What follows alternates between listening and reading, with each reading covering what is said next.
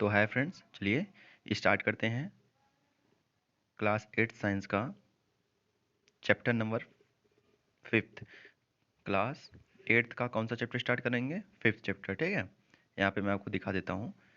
Class 8 का chapter number 5th start करेंगे, जो कि है कोल्स एंड पेट्रोलियम के बारे में, ठीक है। तो हम जानेंगे कोल्स और पेट्रोलियम के बारे में। तो चलिए हम स्टार्ट करते हैं, ठीक है। और इसमें हम क्या क्या पढ़ेंगे? इसमें नेचुरल रिसोर्स के बारे में पढ़ेंगे, फ्यूल पढ़ेंगे, टाइप्स ऑफ फ्यूल पढ़ेंगे और उसके यूजेस देखेंगे और उसके कुछ ग्राफिक्स देखेंगे, ठीक है। तो चलिए स्टार्ट करते हैं। तो देखिए यहाँ पे क्या है? यहाँ पे इंट्रोडक्शन। इंट्रोडक्शन में क्या लिखा है? यहाँ पे देखिए, पढ़िए। We use various material for our basic needs, some of them are found in nature and some have been made by human. आप लोग ना अपने डेली लाइफ में क्या करते होंगे? आप बहुत सारी चीज़ यूज करते होंगे, ठीक है। तो आप दो तरह के चीज़ यूज करते होंगे। पहला, एक जो नेचर से आता है, ठीक है। दूसरा जो कि ह्यूमंस लोग बनाते हैं, ठीक है। क्या? पहला जो नेचर से आता है, दूसरा जो ह्यूमंस लोग बनाते हैं। ये दो तरह का आप यूज करते हैं, ठीक है। तो चलिए देखिए, नेचुरल रिसोर्स क्या होता है। तो सबसे पहली बात, यहाँ पे नेचुरल लिख दिया, मतलब ऐसा रिसोर्स जो हमें नेचर से मिलता है, ठीक है। The resource which are obtain from nature. तो जो नेचर से हमें रिसोर्स मिलता है उसे क्या कहते हैं? नेचुरल रिसोर्स, ठीक है। तो चलिए अब यहाँ आप देखते हैं टाइप्स ऑफ नेचुरल रिसोर्स। तो आपको पता ही होगा कि दो टाइप के होते हैं नेचुरल रिसोर्स। कौन कौन से? एक होता है इनएग्जॉस्टिबल नेचुरल रिसोर्स, ठीक है। और एक होता है एग्जॉस्टिबल नेचुरल रिसोर्स। देखिए यहाँ पे इनएग्जॉस्टिबल और एग्जॉस्टिबल मतलब क्या है? इनएग्जॉस्टिबल मतलब ये होता है जो कभी खत्म नहीं हो सकता, ठीक है। ये जो होता है कभी नहीं खत्म हो सकता, ये खत्म हो सकता है, ठीक है। तो चलिए इसका डिफिनीशन पढ़ते हैं। क्या लिखा है? The source are present in unlimited quantity nature and not likely to be exhausted by human activity.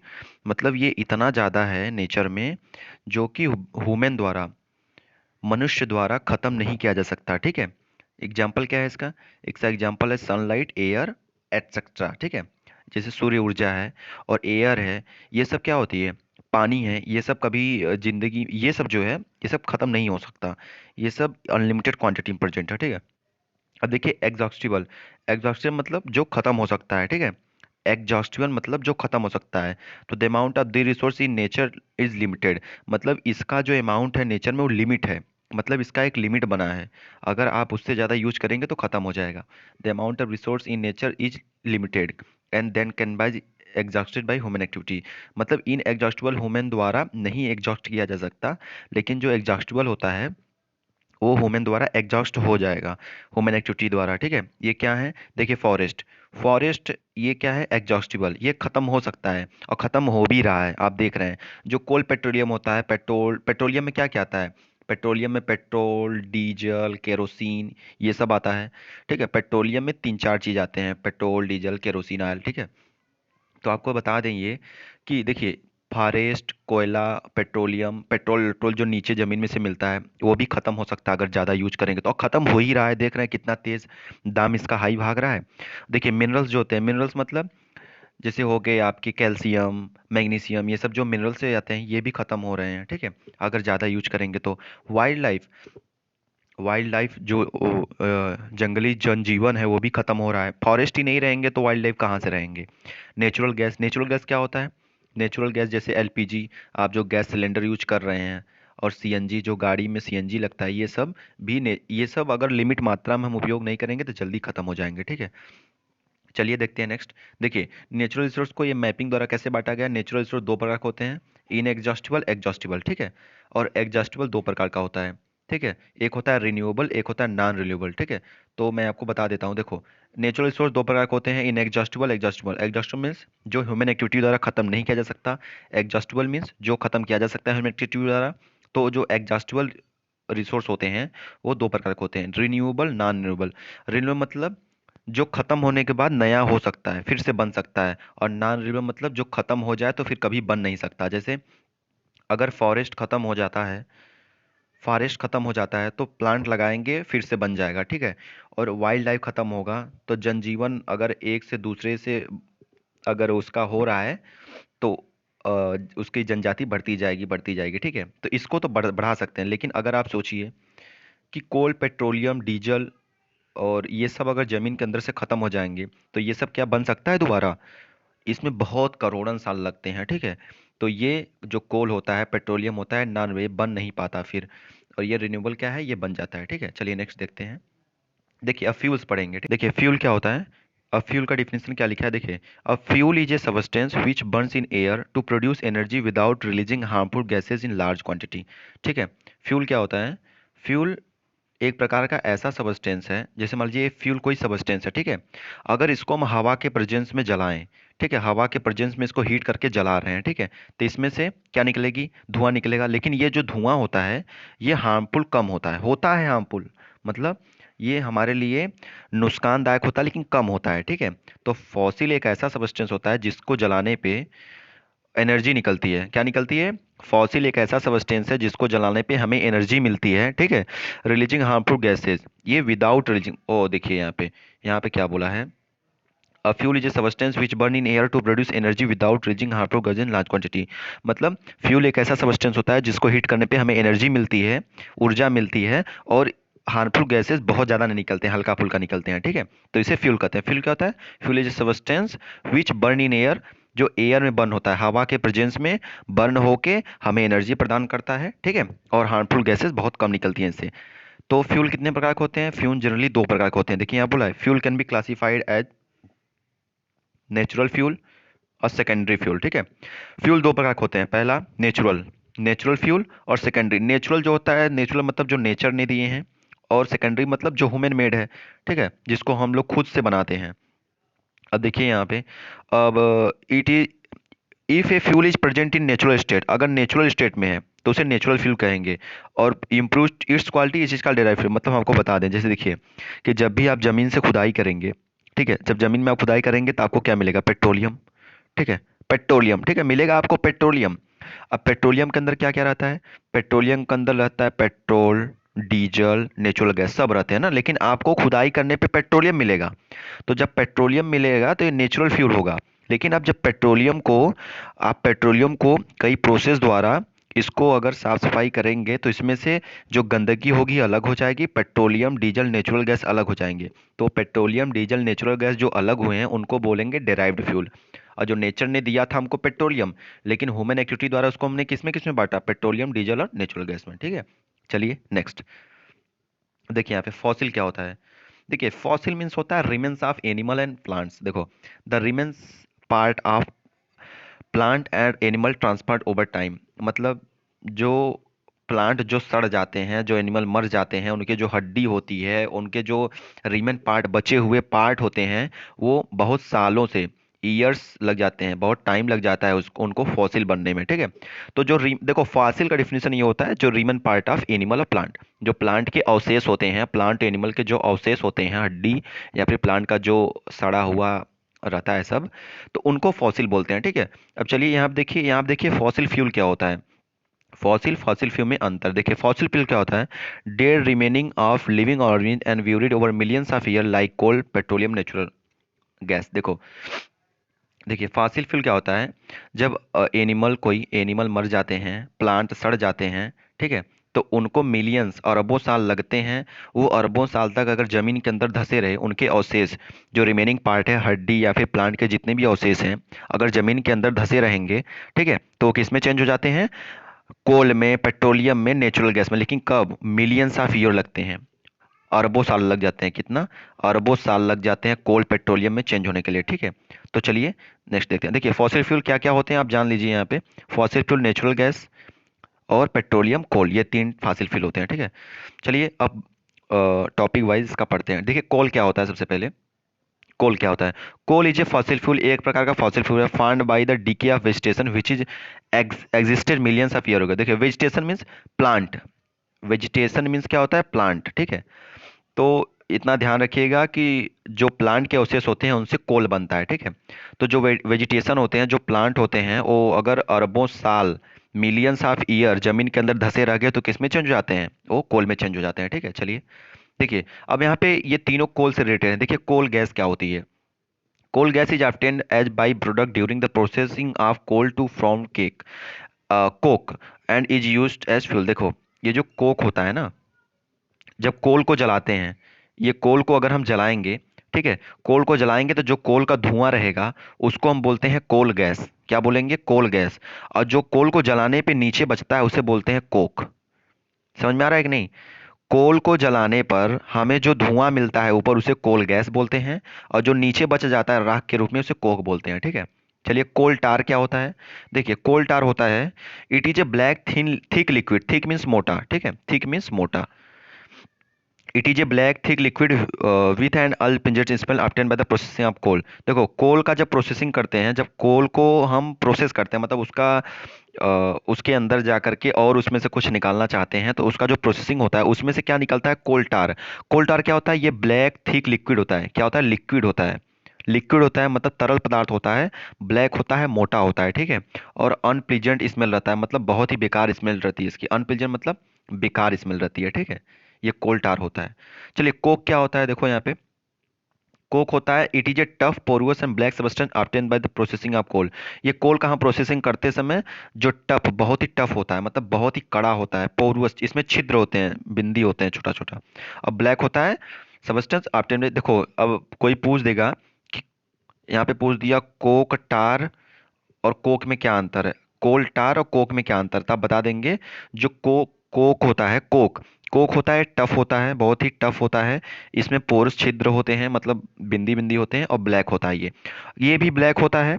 जो कोल टार होता है ये भी ब्लैक होता है, लेकिन इसमें पोर नहीं होते हैं, ये थिक होता है, ये मोटा होता है, ठीक है, ये थिक होता है, लिक्विड होता है, ये लिक्विड होता है, ये सॉलिड होता है, ठीक है।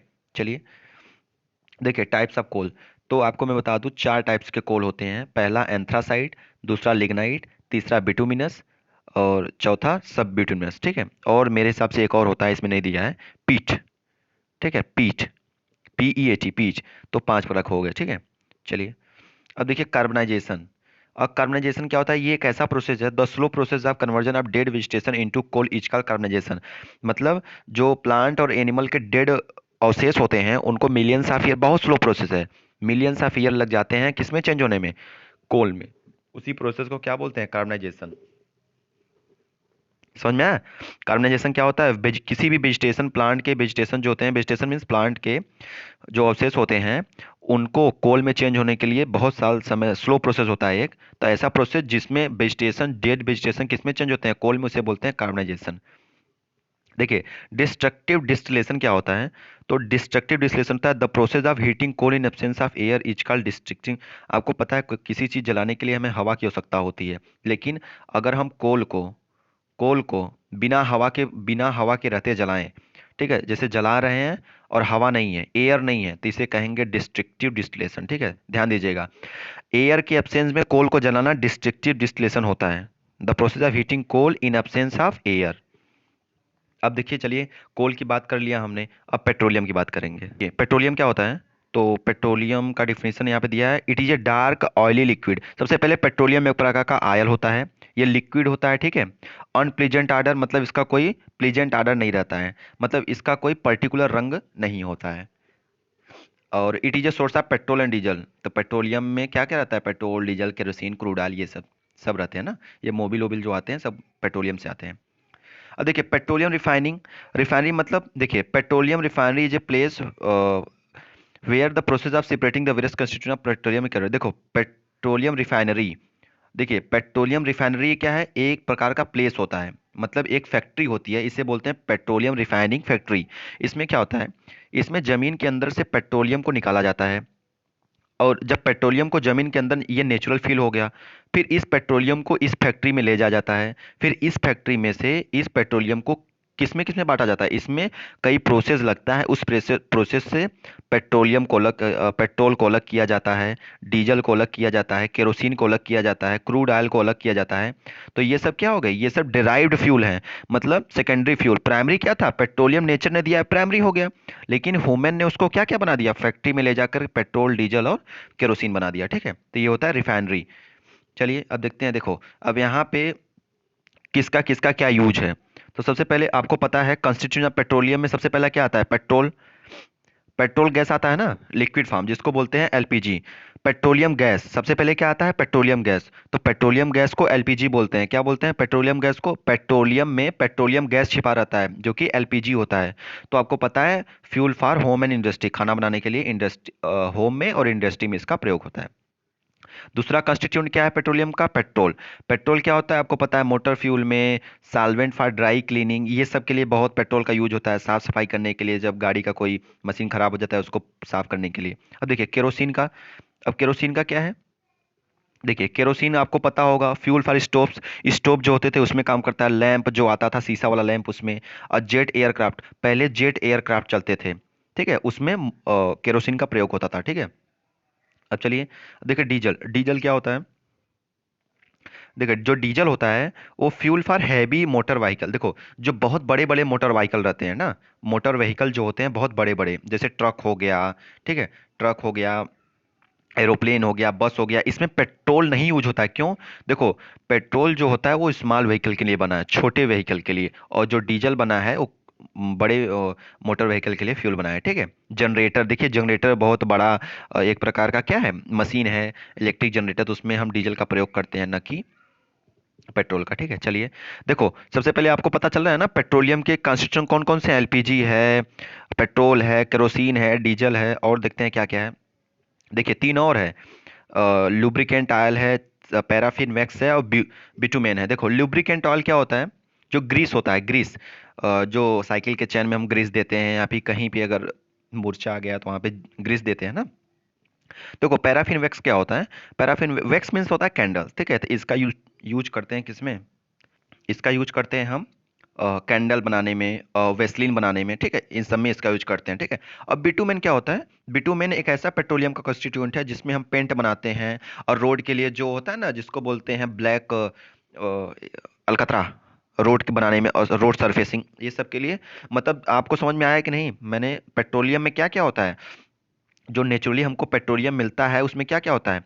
सबसे पहले पेट्रोल होता है, दूसरा डीजल, तीसरा केरोसिन होता है, चौथा एलपीजी मतलब पेट्रोलियम गैस होता है, ठीक है, और उसके बाद पांचवा वैक्स होता है जो कैंडल होता है, और छठवां छठवां जो हो गया लुब्रिकेंट ऑयल ग्रीसिंग जो होता है, और सातवां बिटुमेन मतलब जिसका पेंट बनता है और रोड के लिए अलकतरा बनता है, ठीक है। चलिए नेक्स्ट।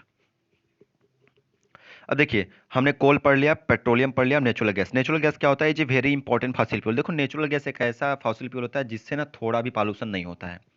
नेचुरल गैस का ऐसा फॉसिल फ्यूल होता है जो जिससे थोड़ा भी पॉल्यूशन नहीं होता, जैसे it is A cleaner fuel, इससे थोड़ा भी गंदगी या हार्मफुल गैसेस नहीं निकलती हैं। दो प्रकार का होता है, एलपीजी और एक होता है सीएनजी।